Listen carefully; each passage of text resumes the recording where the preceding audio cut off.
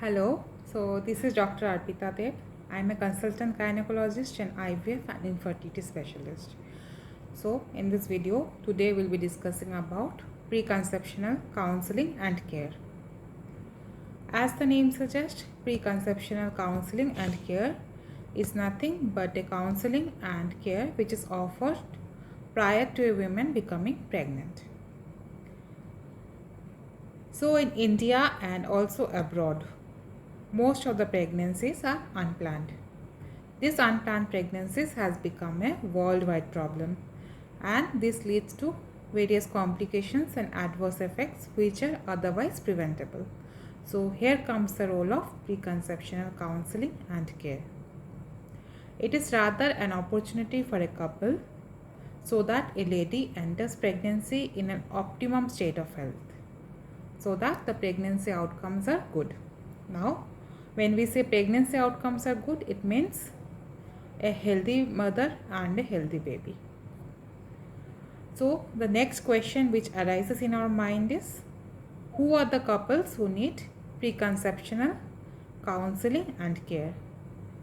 Answer to this is very simple.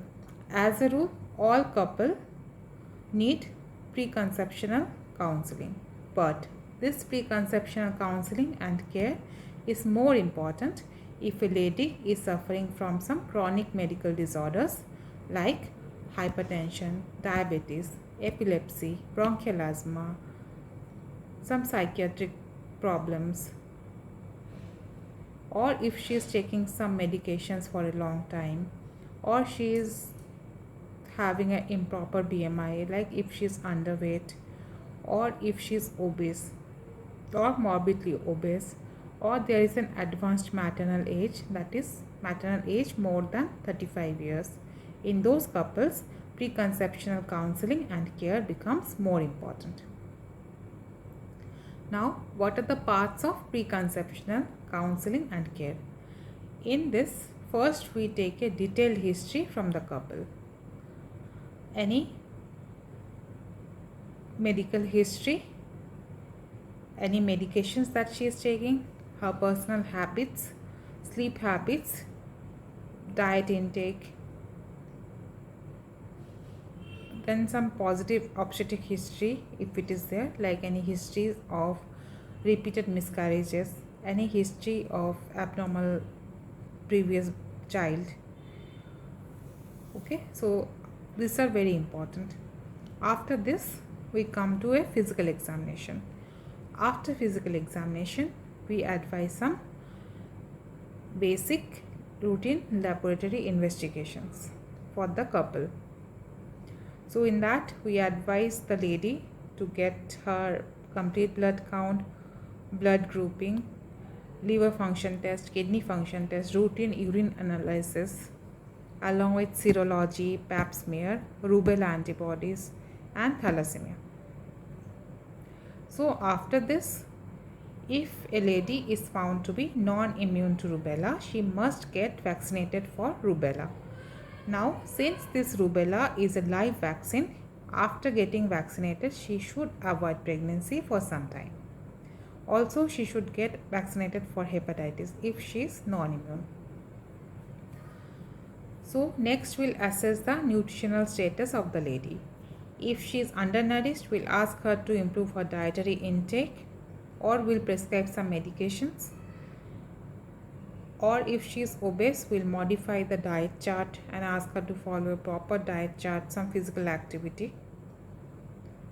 Then we'll go for some interventions if it is required, like any workup if it is needed, cardiological workup, any endocrinological workup, any physician workup, any surgical workup. So after that, we'll have to start some medications in the preconceptional phase, like we start folic acid preconceptionally. We might have to stop some medications, we might have to change some medications to more pregnancy safe options. Now after this, we'll explain the couple about the risks of pregnancy and the complications which might arise out of pregnancy in their case.